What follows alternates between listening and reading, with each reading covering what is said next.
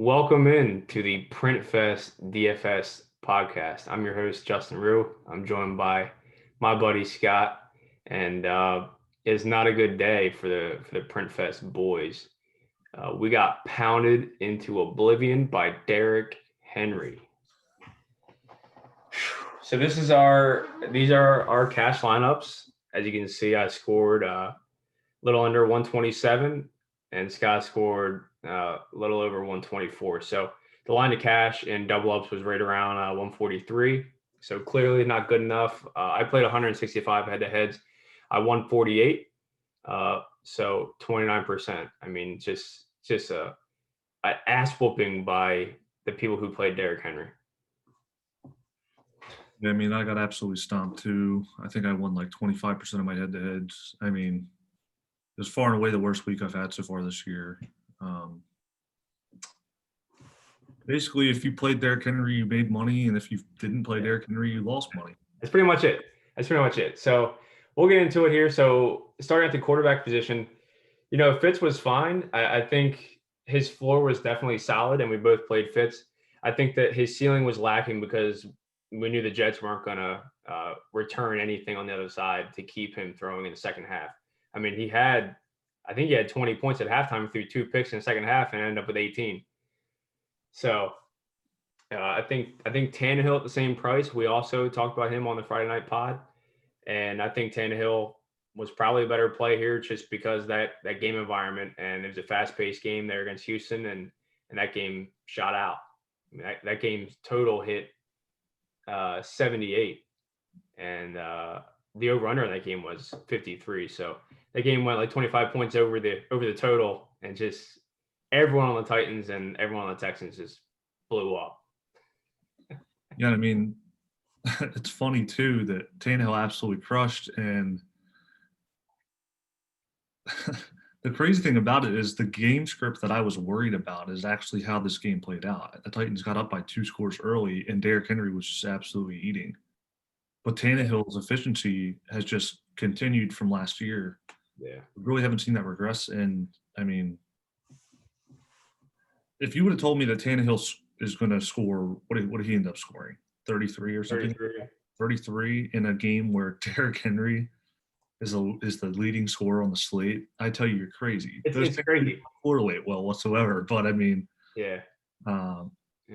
Looking back on the slate, I mean, if I would have just pivoted from Tannehill to Fitz, I might have, not lost everything today. So yeah. I mean that one change. That's another. Let's see, another. That gets me out to the line of cash. Yeah, it's about another 15 points. That puts you right around the line of cash. So rolling right into running back, we both played Madison, Mike Davis, and Dave Montgomery.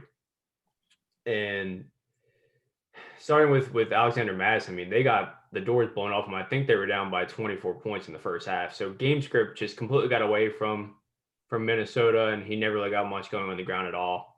He was pretty chalky. He was around 50% owned in double up. So, I believe Henry is right around 30%. So there were people who faded Madison and played Henry instead, and kudos to them. I mean, they blew the doors off us. I mean, talk about ultimate run bad. I mean, Minnesota just got the doors blown off them for the majority of this game. They didn't really put up a fight till close to the end. I mean, 3 Kirk Cousins interceptions in the first half. Yeah. I mean, Dalvin Cook would have been killed in that kind of game script. You know what I mean? So yeah, I mean, how many more points do you think Dalvin would have scored? You think Dalvin would have probably put up like 10 or something? I mean, I'm pretty confident that Dalvin Cook would have got us a lot more than 4, but I know. By no means do I think he would have hit value at a $7,200. Yeah, I think the mistake here with Madison is Henry. I think we should have considered Henry a little bit more, but I mean, really, I'm not gonna sit there and line up and play Ryan Tannehill, Derrick Henry, and AJ Brown in one cash lineup. That's not the way I play, and that's not. I would see the thing is with Henry is his target share is he's going to get like 1 or 2 targets, and in cash, I almost never consider a guy who's not going to get more than 4 or 5 targets. And Henry had 5 targets today, which is something I did not expect, and he just jammed it down our throat. Yeah, man. I mean, here's the thing with Henry. I by no means was going to fade Mike Davis or Madison. So if I would have went Henry, I would have just paid up at that third running back slot and not even had the decision point between Montgomery and Gaskin. Yeah. And so that would have taken me down from A-Rob and probably Galladay as well. It would have been something like an A.J. Brown, Claypool, and then whichever third receiver of your choice down in that 5K range. I'm assuming that's how the pricing would have worked out. So yeah, and I mean, I talked about on Friday how much I liked Henry in this game script, but I couldn't get there in cash. I mean, I thought just in general Madison was a better play, and so I never even really thought. I never even debated in my head Madison versus Henry, right? Yeah, I I mean, thought Madison was a stone cold lock. maybe that was a mistake, not for us not to consider Henry enough. I mean, and let's be real with ourselves. Henry hit a 99th percentile outcome, and Madison hit like his No, absolute stone floor in this game. Henry scored 27 more points than Mike Davis and Madison combined. I mean, Jesus, what are we talking about here? I mean, he scored more than Davis, Montgomery, and Madison combined. Yeah, yeah. We could have played Derrick Henry with LaMichael Pirine and Rex Burkhead and just absolutely printed. Yeah. Nothing else would have mattered. So yeah. Move on to Mike Davis. He had 18. He ended up having 20 touches, so that's good. But his efficiency was terrible. I mean, Chicago, it's not like they're unbeatable against the run. I mean, they're okay against the run, but really Mike Davis, I mean, he ended up scoring a touchdown, losing a fumble as well. But he only had 3 targets, and that's something I did not expect. I did not expect Derrick Henry to out target Mike Davis by 2. So it's just such a blip on the radar. You just did not expect that. I mean, going into the game, the guy had a 22% target share on the season. So I don't know. I don't know what to say about that one. I think he was a really solid process play. Again, I mean, he was another lock in my opinion. He is, 80, 85% of CMC at a 7K price tag. I'm going to lock that in every week.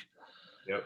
I mean, in this game, Teddy Two Gloves just played like absolute crap. I mean, they got smoked. I think we were talking about it in the second half. He had like 10 completions. I mean, yeah, it was like 3 and out every drive. I mean, it's just absolute run bad between all 3 of these. Well, I won't say all 3 of these running backs, but at least Davis and Madison hit essentially their floors. So I mean, yeah, it's frustrating, but from a process standpoint, I would have played Davis 100 out of 100 times and not thought twice about it. Yep.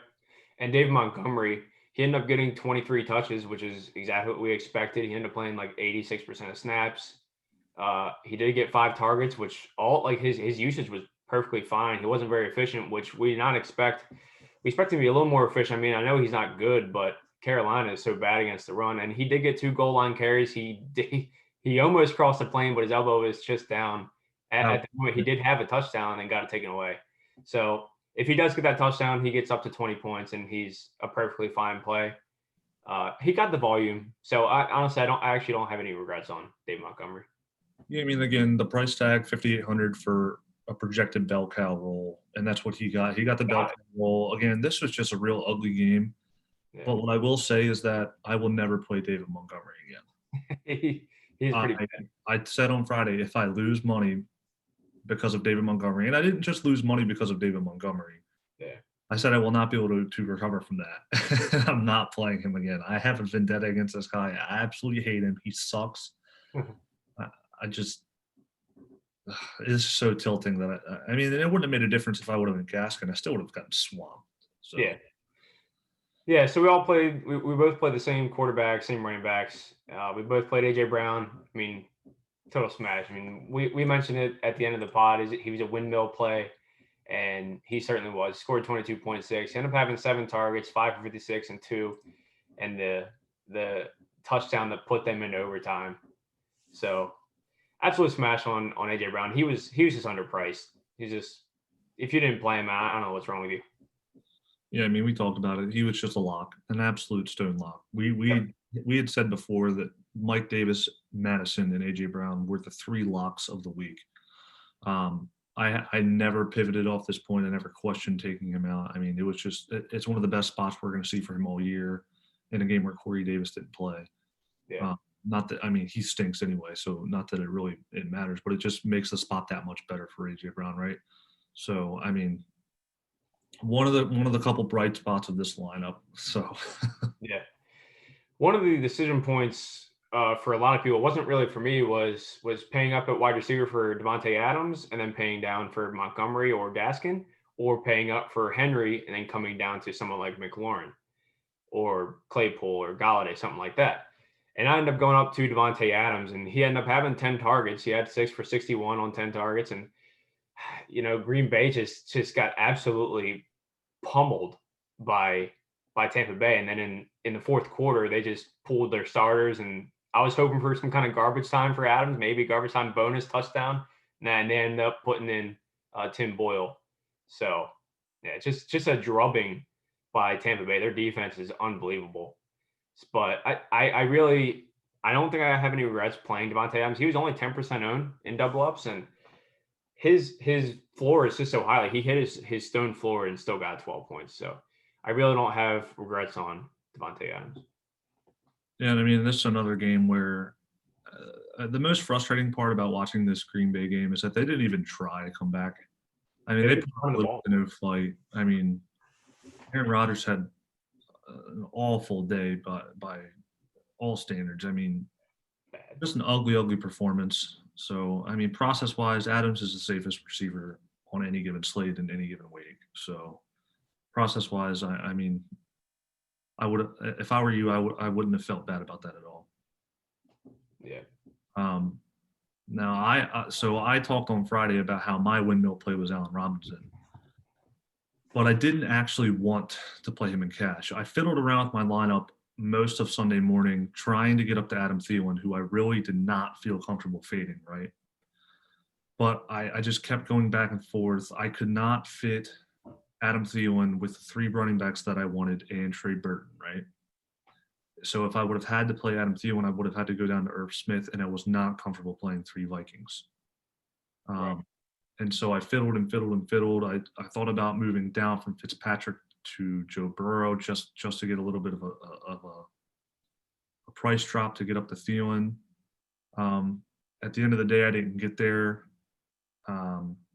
So process-wise, I wasn't really thrilled with playing A-Rob. I liked the spot, but I thought Thielen was a much better play. I more so liked A-Rob to get off of the projected chalk with Montgomery and to maybe as a nice pivot point off of Thielen or Adams or those high-priced receivers. But at the end of the day, if I would have found the way to get Adam Thielen in this lineup, I would have gotten stomped. So, it came down to I didn't play Derrick Henry, so nothing else really mattered. But Right. process-wise, it was Thielen over A-Rob for me. I just couldn't make it fit in a way that I felt comfortable with heading into lock. Yeah. Yeah, so I ended up rolling with Claypool. So I had a 2v2, right? And the 2v2 was Terry McLaurin and Myles Gaskin, or Chase Claypool and Dave Montgomery. I ended up going with Claypool Montgomery. I know the volume was probably higher there with McLaurin and Gaskin. I just thought the upside of Chase Claypool without Deontay Johnson in there was just so high. I know he's going to play about a third of his snaps from the slot, and Cleveland's just been smoked from the slot. And I know Juju has just not, even this week, he didn't have over a 20% target share for the 5th week. He hasn't had a 20% target share all year. I mean, this guy is literally running. He's like Cole Beasley out there. Like, I don't know what happened to Juju Smith-Schuster, but he's literally like Cole Beasley or some of these like Isaiah Ford, like literally like these slot receivers who are just not getting much volume at low ADOTs. I mean, his ADOT on the season is 4.7. I mean, so I decided to go with the upside of Chase Claypool. Yeah, he only had 4 targets, but he maximized those. He had 4 receptions for 74 yards and ended up getting a rushing touchdown there on the goal line. So they're finding a way to utilize him. They're using him in all these different ways. They're scheming him plays. So 5,200. I thought he was okay. He wasn't my favorite play. He's my last guy in, but he ended up being just fine. Yeah, we talked about Claypool a little bit on Friday, and I had mentioned that I wasn't really enamored with the spot, mainly because I was a little bit concerned with his snap share. He actually ended up with only 4 targets in this game and ran pretty hot. What killed me was that most of the lineups I looked at that had Henry also played Claypool, right? And Claypool running that hot just solidified that I was losing money. Yeah. Yep. So he's just a monster, man. I mean, they scheme him open. He's just a dynamic athlete, big bodied guy. I mean, he should have had 3 touchdowns in this game. He almost did. Um, On 5 touches. on 5 touches, right? So he ran extra hot, but I mean, it was Yeah. a good play. I mean, Yeah. it worked out. Yep. My last receiver in was Kenny G. Again, I didn't really pivot off this at all. I felt great about the spot. I mean, Jacksonville, I know they had CJ Henderson coming back, but Detroit moves their receivers around a lot, and Henderson plays something like 80% of snaps on one side. So Yep. I knew that Galladay was going to be moved around a lot and kept away from Henderson. So I really wasn't that concerned with the spot. He ended up hitting the bonus, only 4 receptions, but I mean that's kind of something that you expect with Kenny G, even though he has gotten a little bit of an uptick in volume with Marvin Jones struggling early on. Overall, I was fine with him. He got there for what it was. I mean, if I would have done this again, I would have still played him. I mean, he was fine for the price, I think. Yeah, he was fine. Yeah, the only reason I like Galladay, the only reason I kind of got off him was the pace in that game. I thought the game was going to be a little slower pace, and I didn't think he was going to go over the total. But no, Galladay was perfectly fine. He was fine. So I mean, at tight end, we both just hit the absolute hammer on Trey Burton. I was surprised he was so owned. Um, he was, I think, somewhere around like 45-50% owned in double ups. Irv Smith was only like 18%, something around there. But I mean, just he only had, I believe, Burton. Yeah, he only had 5 targets. He was 4 for 58 and one. He also had that rushing touchdown out of Wildcat on the goal line. So I mean, Burton ran hot as hell to get to 20, almost 22 points. But he was a fine process play. Mo Ali Cox was out. He was going to be still splitting routes with Jack Doyle, but 3,100 is just too cheap especially for a home favorite. Having a big implied total is really important at tight end for the touchdown equity, and he ended up getting 2. Yeah, I mean, this is another guy we touted on Friday night. We know Philip Rivers loves his tight ends. We knew Mo Alley was gone, and we know that Cincinnati has struggled against tight ends all year. Only 5 targets. He ran very hot. I'm not complaining. I've been running super hot on tight end this year. I played Jordan Reed the week he played like 14 snaps and fell into the box twice. But this is absolutely my favorite kind of play. The cheap sub 3,500 tight end who just absolutely lays it on Sunday. So Berkshire did it. You called him out on the Friday show. He ended up with 28 points. Yeah, I would have played Burton and Berkshire instead of shitty ass Alexander Madison. Berkshire goes out and gets 9 targets. I mean, I was thinking, oh, maybe he'll get 4 or 5 targets, maybe fall into the end zone. Yeah. But did I know he was going to get 9 targets and hit the bonus? Yeah. So we both ended up playing Bengals defense, and they were 2,100 against Philip Rivers, and Philip Rivers is like, the guy's dust. He ended up being fine today, but he's so erratic and throws a ton of interceptions. And I was perfectly fine with Bengals D. We love punting defense and tight end because it's just defense is just so unpredictable. 4 points for 2,100. I mean, whatever. Yeah, we were playing Burton, so we were I guess you want to call it, it's not correlated as much. The defense is 2,100. It allows you to get up to some better plays at your more important positions. I'm fine with Bengals. Yeah, I mean, like you said, I rarely, if ever, have paid up at defense in cash games. There's so much variance of defense that I really don't see that there's any reason to do so. And I mean, in this game, the Bengals playing Philip Rivers, who we know is turnover prone, has looked like, I mean, washed. To be blatantly honest, he's looked washed this year. So, I mean, at the lowest price at defense, I mean, that was fine. I don't really think too much of defense, so yeah, it was fine for what it was. Yeah, so I mean, at the end of the day, we didn't have Derrick Henry. We played Alexander Madison, and we got smoked. So that's the way it goes. Sometimes, sometimes you're the windshield, and sometimes you're the bug. We were the bug. We got train wrecked today. So we'll be back on Friday night for the Week 7 breakdown, and good luck out there. On to next week.